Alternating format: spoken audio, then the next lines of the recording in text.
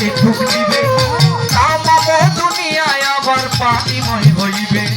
40,000 বৎসর থাকবে পানিময় হইয়া পুত্র পেয়ার বাতাস আল্লাহ দিবে রে ছাড়িয়া সেই বাতাসে কেউ তুলিবে ঢেউে করবে ফেনা সেই ফেনা হইতে হবে একটা বালু কণা এক বালু হইতে দেখো 70 বালু হবে 70 হইতে 70,000 বাড়িতেই থাকিবে পৃথিবীর মধ্যভাগে আছে কাবা ঘর সেইখানেই গরিবের আল্লাহ কঠিন হাসর জেনে শুনেছে সব খবর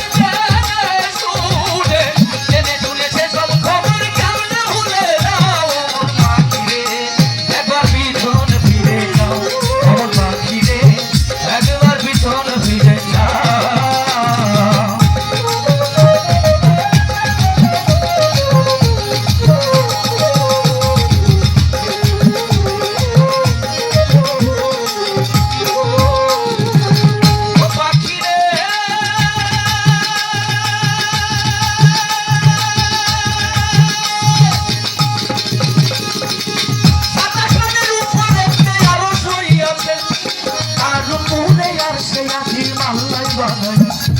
তার উপরে লৌহ মাহফুজ থাকে ভাগ্যলিপি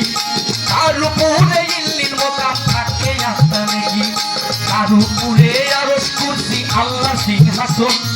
সিংহাসনের পায়া ধরা ফেরেশতা একজন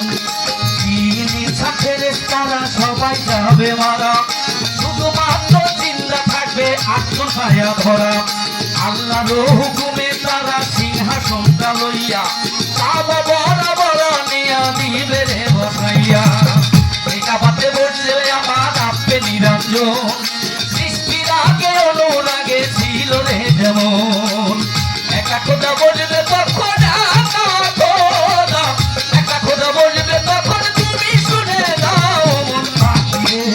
একবার পিছন ফিরে যাও আমার পাখিরে একবার পিছন ফিরে যাও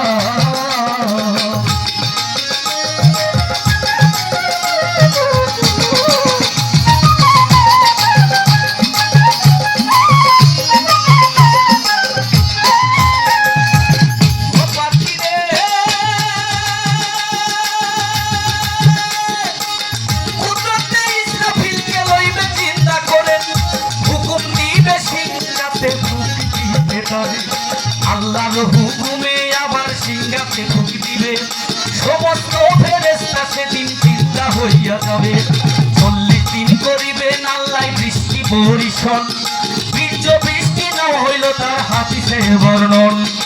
এই বৃষ্টিতে গাজার রূপে আল বট্টক ধারে যার যারি কবর হইতে উঠিবেন হাসরে আরো একটা ফুক যখন ইসরাফিলে দিবে সমস্ত মানুষের দেহে আত্মা চলে যাবে তখন তোমার কি বা হবে তখন তোমার কি বা হবে কারবা পানে যাও মন পাখিরে একবার পিছন ফিরে যাও মন পাখিরে একবার পিছন ফিরে যাও